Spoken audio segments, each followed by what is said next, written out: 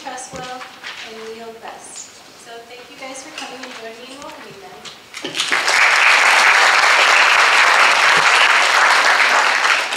Good morning. My name is Shelley Polanski, and I'm with the Better Business Bureau Foundation, and I manage our education and outreach program there. Just a little bit about the Better Business Bureau. We have worked vigorously for nearly 100 years promoting high standards of business ethics. About 9.1 million people come to BBB each month to find businesses, brands, and charities that you can trust. Along the way, we wanted to shine a brighter spotlight on our commitment to high ethical standards. One of our hallmark programs, the Torch Awards for Business Ethics, was launched to recognize businesses that were intentionally pursuing the highest standards of organizational ethics, putting their high character into action. Over the last 14 years, a commonality among our Torch Award recipients became clear. Each valued leadership, character ethics, and ethical enterprising as vital traits in their organizations. Armed with this information, we set out to create a better roadmap to more intentionally transfer the essential disciplines of personal and public integrity. This resulted in our adoption of the 20 defined leadership character ethics in the Uncommon Sense framework, which you will see above on the screen. These frameworks have become the roadmap, the inspiration, and the foundation for our future BBB Institute for Trust, which we will introduce to the community in 2013. As we strive to keep markets free, profit-making noble, and the competitive spirit robust, we believe that it is critical to maintain the highest level of character in our business leaders. This morning, Mike Pierce, Principal of Ethical Dynamics, will lead an insightful dialogue with several of our well-known and recognized area business leaders in a discussion of the challenges that we face in the marketplace today. Thanks, Shelley. Good morning, everybody. It's really a pleasure and an honor for me to be here as a UNC alum. I graduated a few years ago. 1978. I hate admitting that, but it's a long time ago. But I have a lot of really fond memories. I got a great education here, and I hope that that all of you will remember this day. And if the session that preceded this is any indication, I'm sure that you're going to get some great value out of the session. I'll just give you the format overall. We have our three distinguished panelists. I'm going to start out by asking them a general question specific to their business experience and the ethical issues that pertain to that, and then maybe give some illustrations as to how they dealt with particular challenges. So we'll start that out and we'll just go down the road with that. Then we'll have an open discussion on some contemporary ethical issues that didn't exist that many years ago. But the important part of this is to hear from you. I will, after we finish the first segment of this, I'm going to ask how many individuals think that they may ask a question so that I can kind of gauge my time and I'll allow enough time to get to as many of the questions as we possibly can. So with that being said, we'll start with a general question as to what are the particular ethical issues you've faced within your industry, and maybe you give an illustration or two of how you've dealt with that, and we'll start with you, Jim. Thank you. Well, thank you for the opportunity to be here this morning. I represent Banner Health, the North Colorado Medical Center, and just to put my comments in context, Banner Health is a nonprofit healthcare system headquartered out of Phoenix, Arizona, with 23 hospitals and 34,000 employees in 7 states in the western United States, operating hospitals, physician clinics, outpatient diagnostic and treatment centers, home care, ambulance services, and several other healthcare services. Healthcare ethics to us refers to a set of moral values, principles, regulations, and laws that are used for decision making in the very personal service of healthcare. We are probably one of the most regulated industries that you can find, and ethics and performance are very, very important in our industry because our relationship with you is a very personal one in terms of your positions, your life, and your quality of life, and decisions that we make in healthcare every day impact your life or the life of a loved one as we make them. I thought what I would do is just highlight, because we're so regulated, some of the major categories in which we look at ethical performance, some of it legal, and then give a couple of examples and answer questions later. So first of all, in layman's verbiage, anti-dumping laws. In professional language, that's called EMTALA, and it's a law that requires us to provide emergency medical treatment to anyone, regardless of race, religion, creed, ability to pay, and prevents us from sending patients who need emergency care to other facilities simply because we don't want to take care of them or they can't pay or whatever. So EMTALA and anti-dumping laws affect our ethical performance. Anti-kickback statutes are federal laws that prohibit us from willfully taking or offering payment or anything of value to anyone for referrals and for inpatient admissions or patients for treatment. Antitrust matters. We are prohibited from colluding with other healthcare providers and pricing our services. Many times, as you may know, healthcare in Northern Colorado is extremely competitive, and many times I'm asked, why isn't Banner Health and North Colorado Medical Center partnering with Porter Valley Health System and the University of Colorado Health, our chief competitor?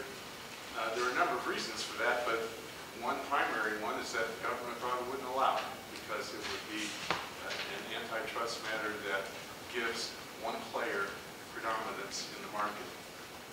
Billing and claims, being truthful about and accurate about our billing to patients is something. Communication with patients, the media, and the public. An example of an ethical issue in communication with patients would be if we commit a medical error in our treatment of you. That could be from giving you the wrong medication to doing wrong site surgery.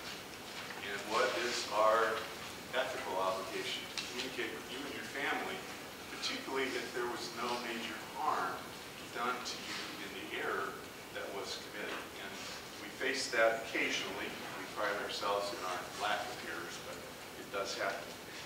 Confidential information with patients and families. The thing that changed all that for us several years ago was the infamous HIPAA law of patient privacy and what we can share with others about your medical condition and history. If you are over the age of 18 and you come into the hospital, let's say that you were diagnosed with AIDS and you haven't told your family, we are obligated not to tell your parents or anyone else about your condition without your permission. So it creates some ethical situations in our communication with patients. Conflict of interest, false claim acts, fundraising. We seek money through our foundation and the ethical use of that money. Compliance issues with billing and reporting, patient rights. All of these are areas that affect us in our ethical performance. And probably one of the things that I would say to you as you go out and look for jobs, I hope you will be looking for an ethical employer or an ethical company. So how do we as organizations create a culture of ethical performance? It's through mission statements, value statements about our employees and our patients, ground rules, priorities, and maybe I'll have an opportunity to list those a little bit later for you, but I encourage you to look at businesses who can state for you or show you mission, vision, values, and priorities in their organizations. Great, thanks.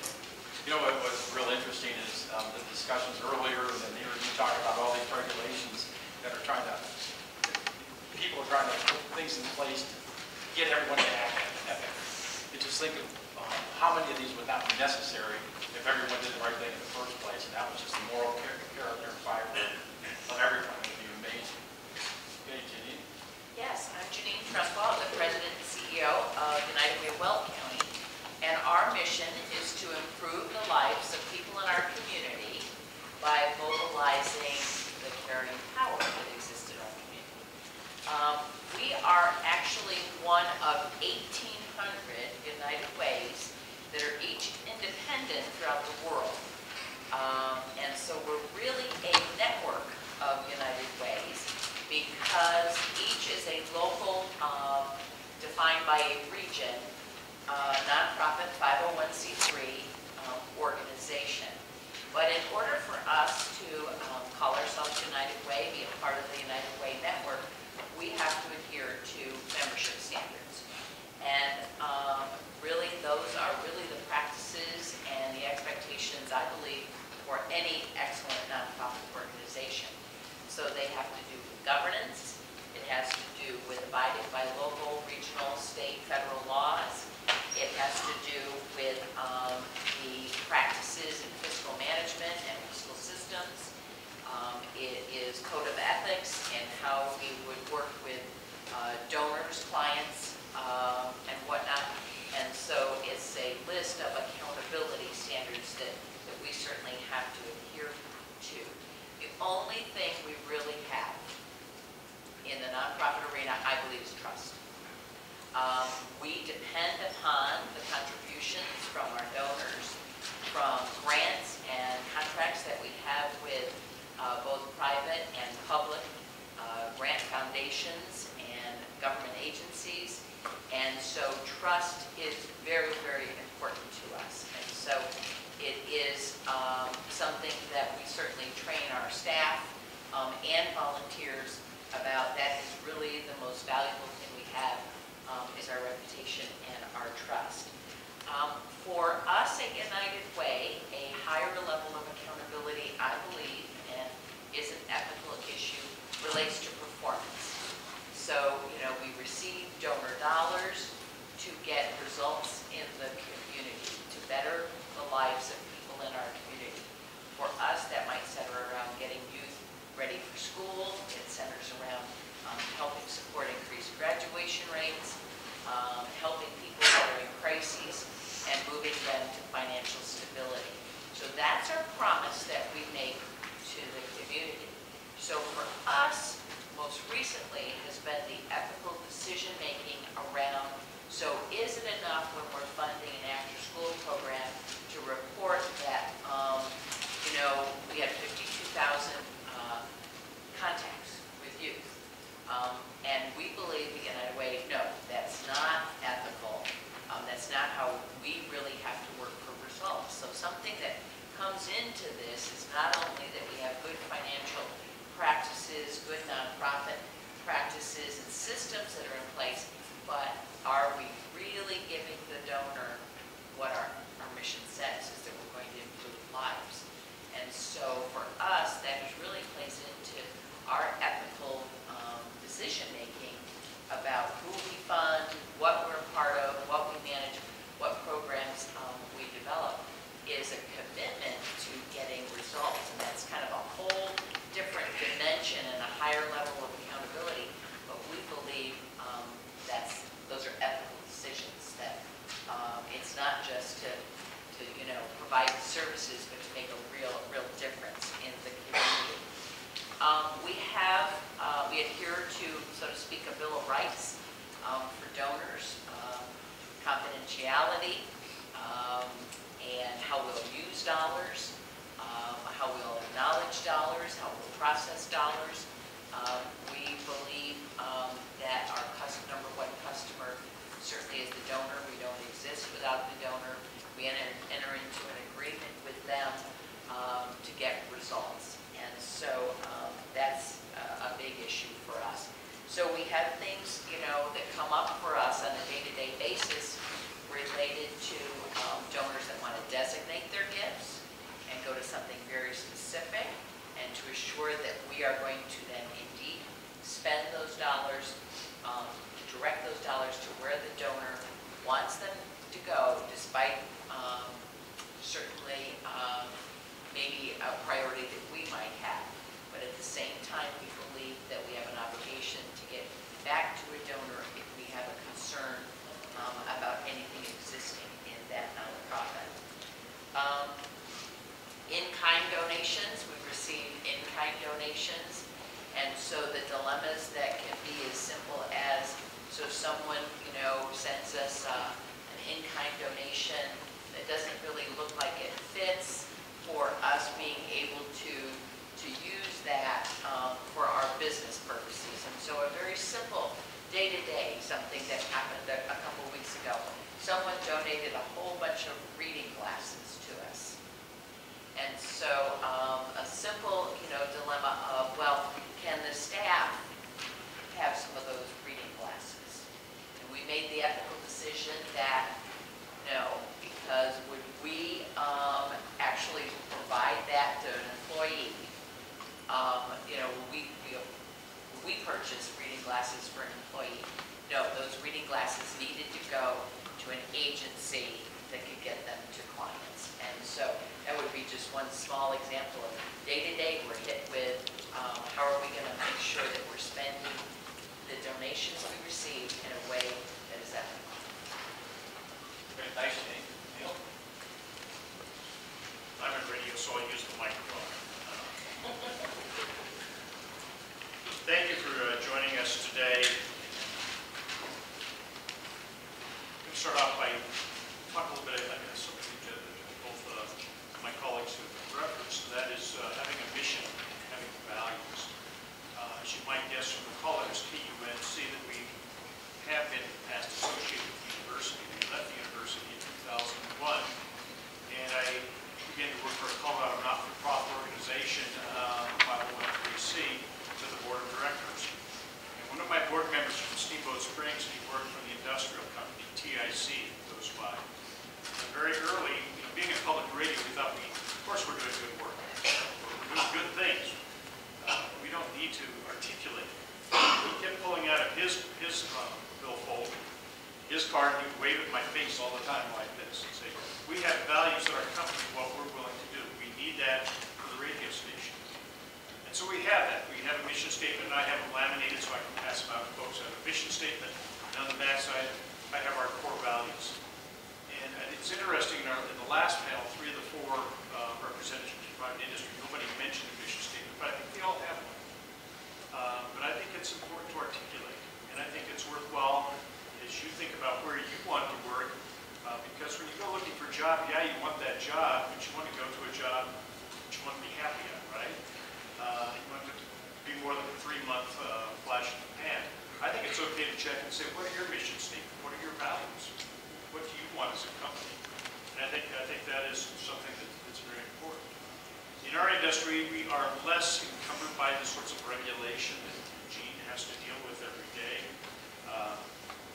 We deal more with perception, but there are certain amounts of regulation that you have to be aware of. Following the whole Enron scandal, etc. We all got tarred with the same brush as a result of that. So certain things that have to happen now as part of our annual audit process, preparing our Form 990, which is a form that all nonprofits have budgets more than $25,000 a year for you just have to file. It's available online for anybody to look at. We have in there that our board of directors signs a conflict of interest policy each and every year, indicating where they might have conflicts sitting on the board. And before we have a meeting, at the start of every meeting, the first question that's asked after the meeting's called to order is, first item on the agenda is conflict of interest statement. Is there anything on the agenda where you think your personal or your business life would create a conflict of interest with you being involved in? So there's a certain amount of regulation we deal with. In the media industry, one of the big ethical considerations we have is there's the business side and then there's the journalism side. And we have something which we call a firewall, which protects our news departments, hopefully, from undue influences, from business interest, in our case as a public radio station, from donors wanting to demand what the programming should be, members of the board of directors trying to put their personal stamp on what we should be doing. And so there's a firewall. I will tell my news department that I got a call from Janine or from Gene that something was happening in their respective organizations. Whether we cover that and put that on the air is not my decision. And I cannot go to my news department, would not go to my news department and say, you know, Banner Health underwrites KUNC, that's the euphemism for advertising in public broadcasting. So we really should go cover the opening of their new service. That's not my job. It's not appropriate, and I don't do that. Why do we not do that? Amongst other things, the important thing is we have to have the trust of our listening audience. And if they perceive that we're just shilling for any organization, we lose their trust. When we lose their trust, when we have on-air fundraisers, they don't respond. So in some ways, it's just good business sense to behave that way. But there's also the structure, which comes down to community radio. Northern Colorado's mission is to cultivate the mind and spirit to inform, inspire, entertain, and to strengthen community. We stay with these values, then the news director would say, Neil, I have two choices tomorrow. I can go cover that opening, or I can cover the presidential debate. I think the presidential debate's more important. At that point, I need to back off. We were asked, as part of this, to talk a little bit about some specifics or a specific challenge we have. One specific challenge is that we have in public broadcasting is our job is different than much of the commercial media. Much of the commercial media these days, the job of television is to affirm rather than to inform. And I don't say that critically because the folks that manage MSNBC and manage Fox are there on behalf of the shareholders. And what is their responsibility? The moral and legal responsibility is to maximize profit. And they figured out the way to maximize profit is to tell you what you want to hear, to affirm what you believe. And so they do that well, and their shareholders are happy with that. Public broadcasting, our job is to inform, which sometimes will make you mad as hell. And then we turn around and ask you to send us your money. But that is part of what people trust. Where it gets interesting with us is when we have what we call, as I mentioned, underwriters that come to us with their support of the station. We make brief announcements. The thing that we cannot do is supposed to do is do comparative language. We can't say their product is better than anybody else's, and we're not to promote by saying go to this, or we can tell you where the address is. We just don't tell you where to go. So it's somewhat kind of silly the way we do it, but it is what it is. Our listeners oftentimes are highly critical of what we say on the air. And I'll give you two examples. We had an underwrites this spring that read like this. This program is supported by Colorado Oil and Gas Association, working in concert with Coloradans to adopt a hydraulic fracturing fluid chemical disclosure rule that may serve as a model for the nation. More at coga.org. And then a second announcement they had. This program is supported by America's Natural Gas Alliance, representing the natural gas industry and supporting more than 120,000 jobs in Colorado. Information available online at anga.us. Anybody have any idea who might object to that? Environmentalist. Anybody who's upset about the possibility of fracking? And we have listeners who deeply and very conscientiously believe that fracking is a terrible thing, that oil and gas are bad things. We ought to be moving in a different direction. For me to accept money for this, they assume that means that we've sold out to the oil and gas industry. A worse example is several years ago, our network, National Public Radio, accepted money from Walmart. Boy, did I get calls on that. The interesting thing is that I would ask folks, so you object to Walmart, what about the fact that Target underwrites Lynn Rosetta Casper's program, The Splendid Table? Well, Target's a wonderful place. But don't they practice many of the same business practices Walmart does in terms of trying to get low prices, low wages? But it's a nice story. So I have to deal with listener perceptions on that. There is a landmark case involving St. Louis Public Radio, WKMU, who refused to accept underwriting the Ku Klux Klan. And it went all the way to the United States Supreme Court. We have the right to reject underwriting. We do not accept political underwriting at all. We made that decision. So, by the way, we're the safe haven for you now. now for the next 4 weeks.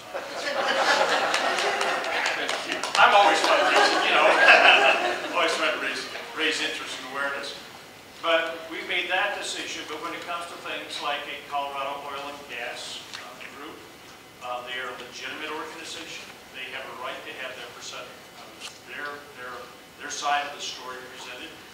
Doesn't mean that we wouldn't turn around and accept money from a coalition that wants to inform people about their concerns regarding fracking, for example, and direct people to a website. If I ethically would only take money from one side or the other, that would be wrong, in our opinion. And I have never gone to my news department and said, you know that protest that down in Erie with the mothers next to the school that they're having? Why is Kurt Siegler going there? That's not my place to say. So those are kinds of ethical decisions we have to deal with.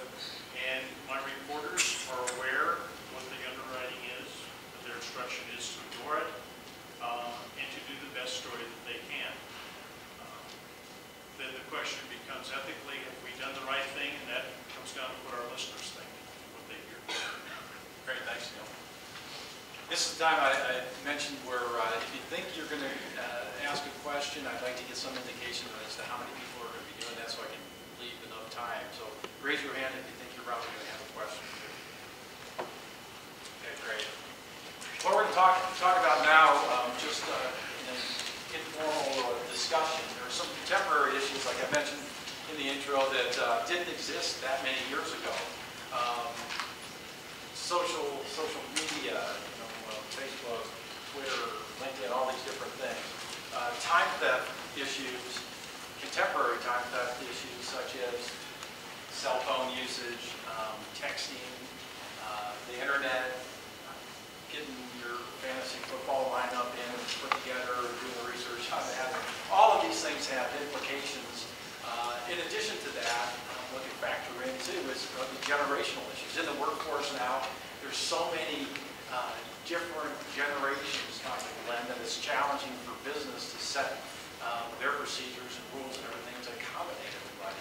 And so we're going to talk a little bit about it. And I think I'll start out the initial conversation with issues regarding the time, that kind of stuff, where people are, employees are spending time on the internet or texting, doing all these different things that, are they productive, are they counterproductive, does it interfere with the workforce?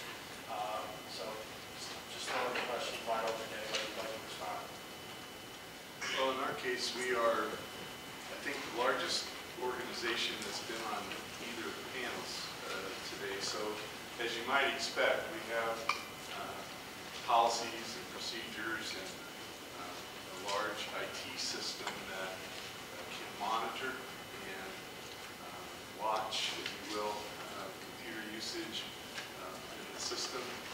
I think, though, we are an organization, as most, that you want to start out with a degree of trust in your employees and that there won't be abuses. There certainly is an understanding that there will be occasions where texting family members, using your cell phone, being on the computer, especially in our industry, the computer and internet is used by nurses and physicians and others to do a lot of research for resources on particular topics, whether it happens to be a specific disease or treatment process or whatever.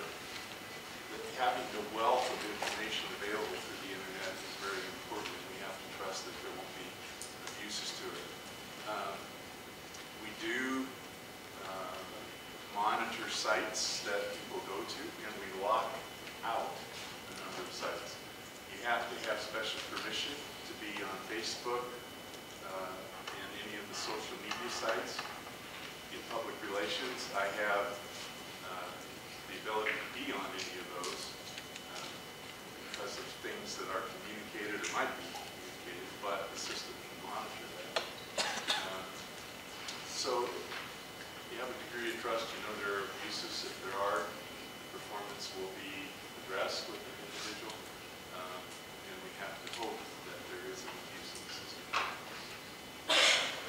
You know, I would agree with Gene that you definitely, you hire someone, and so you come from a place, we hire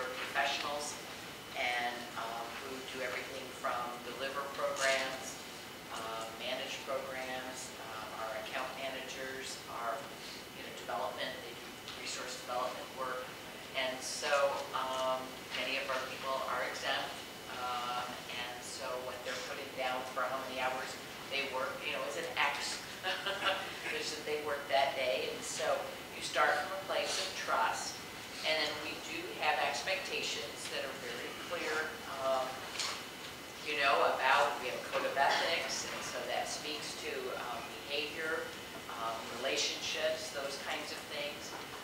We now have a social media, you know, policy. We have a policy, you know, that relates to the use of time.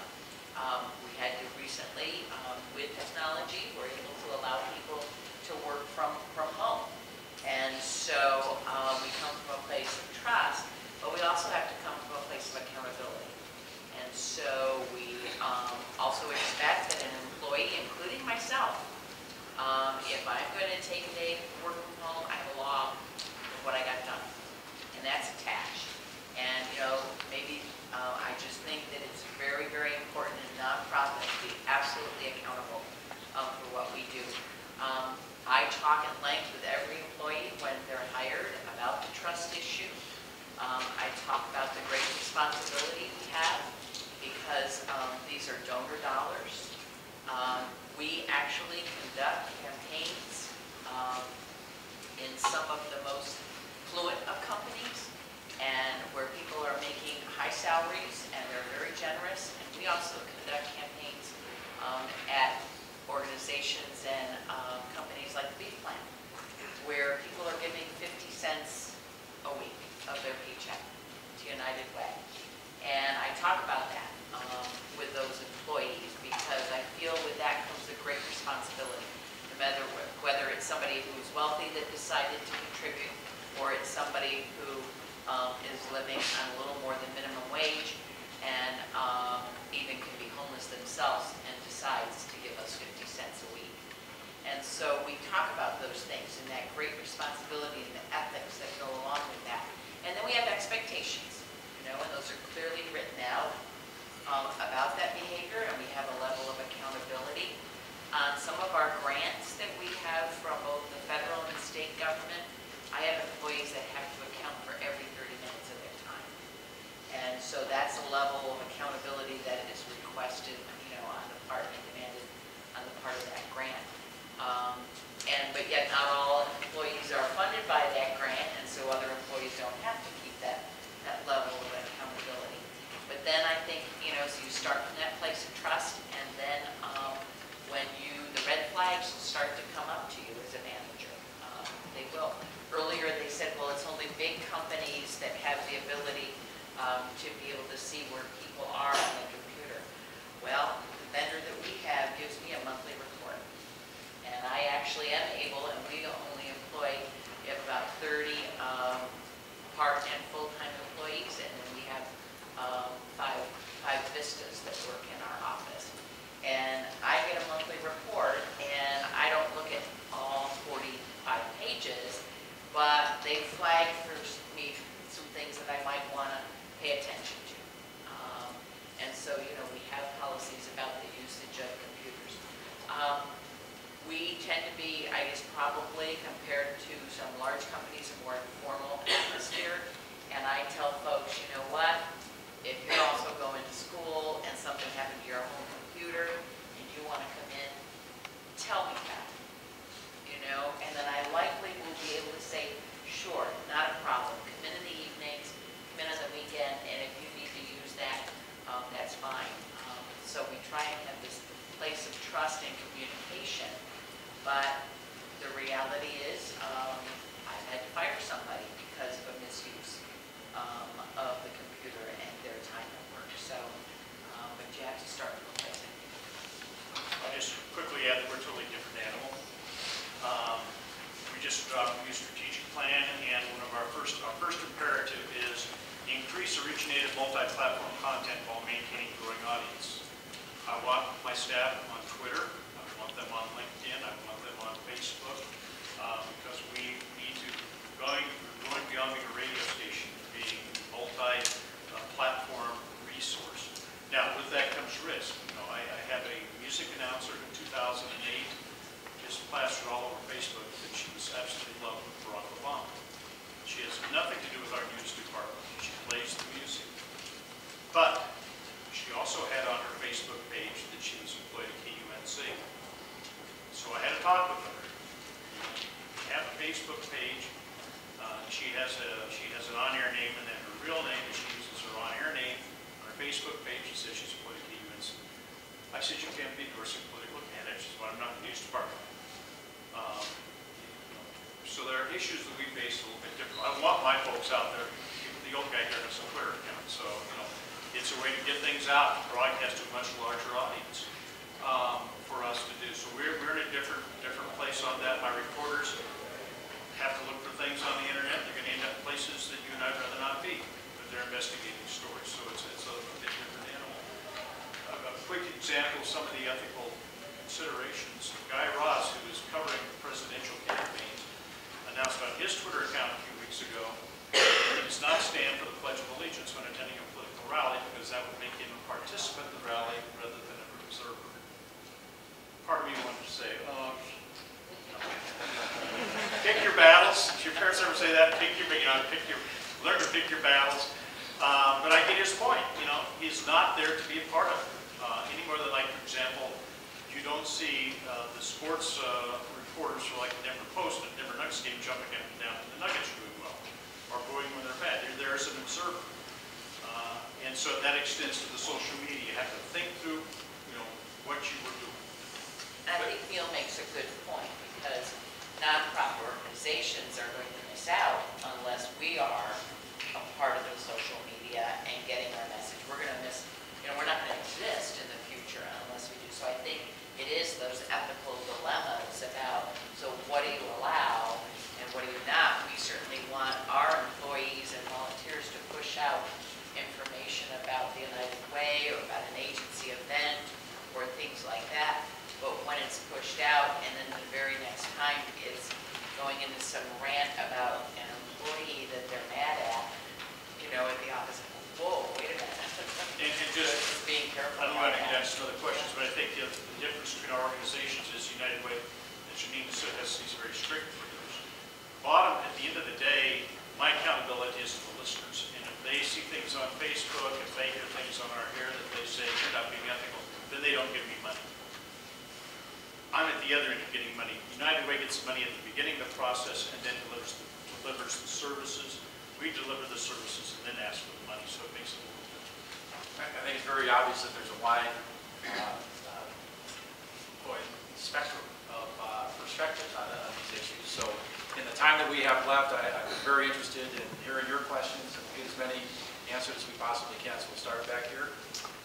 Kind of a broad question.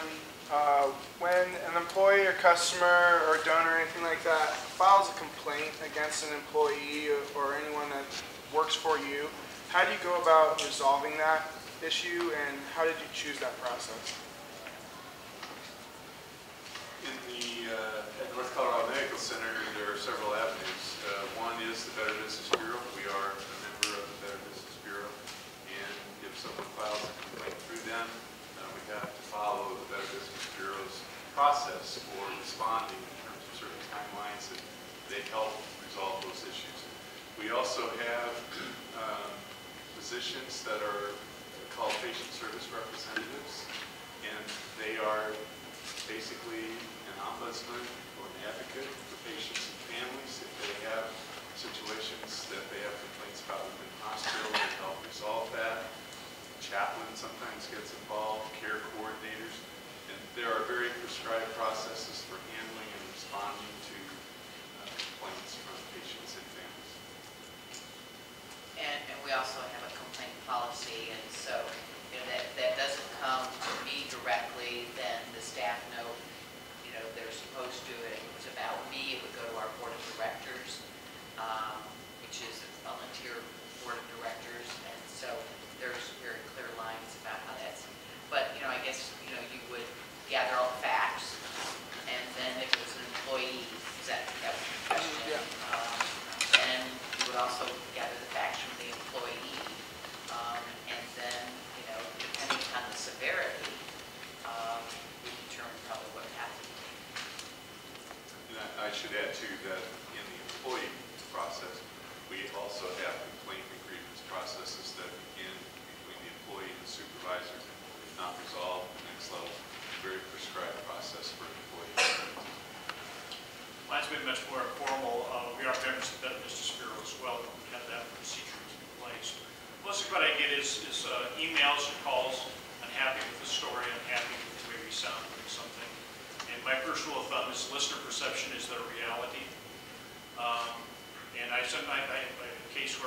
canceled the program, and 5 years later had a call from a person saying, how could you cancel that program? I can't live without it. And I said, well, sir, it's been gone 5 years. He said, no, it was just on last week. That was their reality. And what I try and strive for is to understand where the reality is. So sometimes it's, in our case, it's more of just kind of a coming to common ground sort of a thing. I don't think I've ever had this sort of conflict that I think your question kind of references. But oftentimes trying to get listeners to understand that there's more than one reality in this world. Yeah, just a shared experience. I was involved with a facility, I guess, that had very strict code of ethics and procedures and those things. And some issues came up and were brought to the attention of the board that I was on by one of the employees that was very nervous about sharing that because of the potential repercussions once his superior found out about it. So, I mean, I think there, and I've heard a number of different issues like that. There's certain, it's almost like a whistleblower's kind of protection within a company for employees that witness unethical behavior or something that disturbs them, and how do they bring that to the attention of the right people and do that in a protective way. And I think a lot of different businesses have their procedures for doing it. We were shocked that this existed in this organization. It was obviously there was more work to be done in that issue. So, next question, right here. Do you monitor your employees' Facebook stuff before you hire them? You check them to see what their views are? No. Because here at UC they told us that they will start doing that in the future, so we should be careful about what we post. We don't monitor that, but I certainly would agree about being careful about what is posted. And in our orientation with employees and discussions, there are 4 questions that we ask them to consider, 5 actually, about their behaviors and actions as it relates to on the job and with social media. First of all, does it comply with the law and our own compliance policies and procedures? How would it make you feel if you did it? How would it look to your family and friends, your coworkers, or our patients in the community? How would I feel if I did it? And what would it look like on the front page of the newspaper or going viral in the social media? If you can answer those questions and feel comfortable with what you do, that posting, do it. Or the consequences. What I'd ask is, how many of you have checked on somebody to try to find out something about them? You know, if you've met a new person or whatever, you go on and you try to find out what you can find out online through any of the social media outlets. If you've ever done that with anyone, raise your hand. Yeah, I'm sure it's the majority of everybody. And I really think that what you put out there is available. And to echo what you said, you know, you do have to be careful, unfortunately, because there's just so many ways. And I saw a thing recently where a person set up a tent, they were pulling people off the street. Maybe this was in the news the last few weeks. And the guy was supposed to be like a mind reader, could tell anything about you. And so they were pulling these people in off the street, and they'd sit down, and he would start to tell them all about themselves, personal information, medical stuff, all kinds of different things. And the people are just blown away. And obviously this guy, he's got a bunch of computer wizards in the back room, and he's wired into these guys, and they instantly are finding out all of these incredible things. You might have, if you haven't seen that, you might have enough from that information to be able to Google it and find it. It's pretty fascinating, the stuff that people were able to find in seconds on people. So What I think is important about it is, I post a job and I maybe get 80 applications. How am I going to get rid of 79 of those applications? One of the first things you could do, we don't do it, but I think some companies do, you know, it shows that you're, you know, if you have pictures every weekend of yourself sprawled across the ping pong table because you passed out the beer pong, and it's every weekend, that doesn't mean you can't do the job. You can't come in Monday morning and be sharp the whole time. But I got 80 applications, I got to get rid of 79 of them. You know, there's easy things to do. If your grammar isn't right, if you spill coffee on the resume before you mail it to me, you know, you might be the next great reporter. But easy to throw things out that way. So that's companies really get into that. We don't. I kind of figure, well, we were all young and stupid at one point. And people could grow from that. But, you know, it's really a learn from mistakes.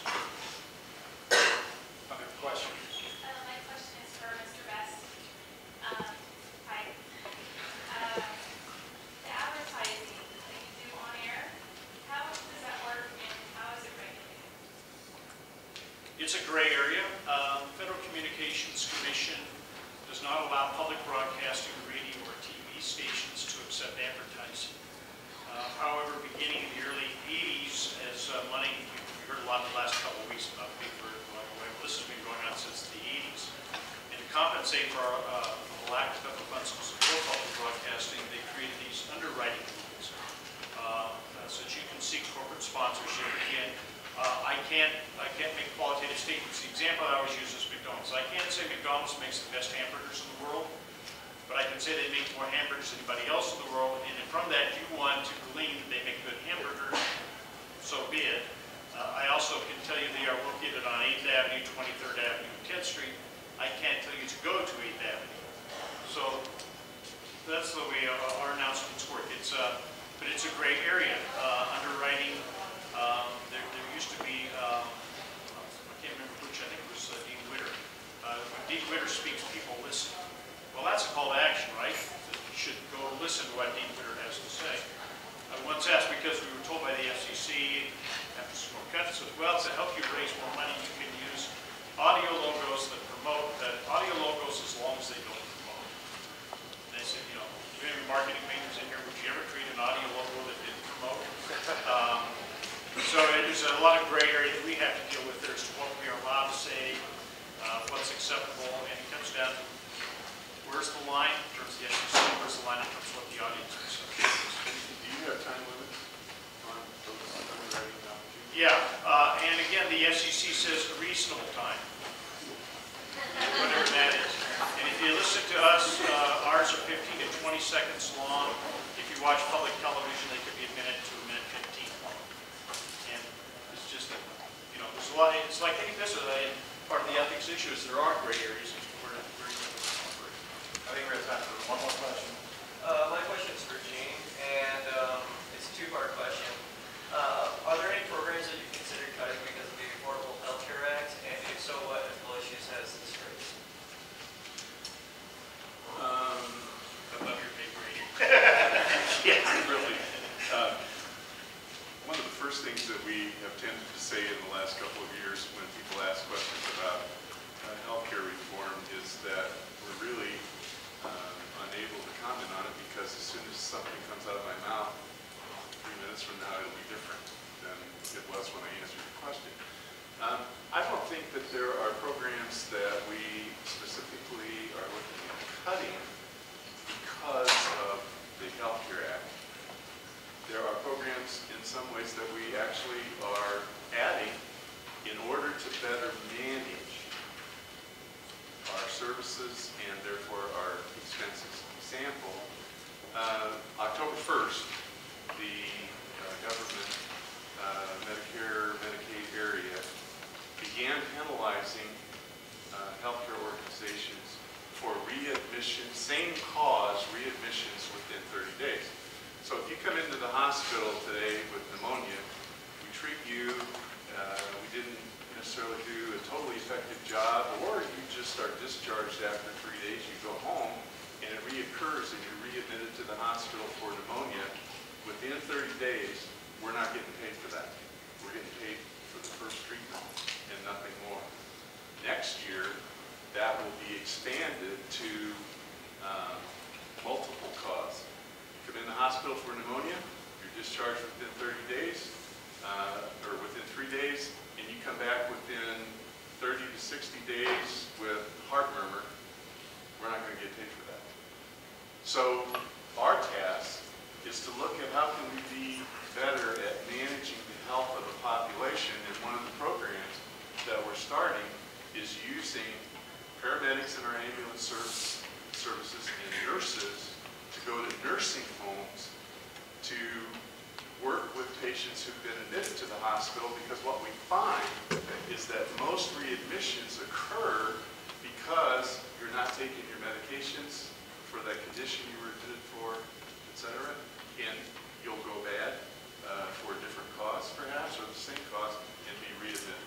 So I actually would say that rather than eliminating programs, we're looking at some consolidations, we're looking at new ways of managing the health of a population in order to keep people out of the hospital.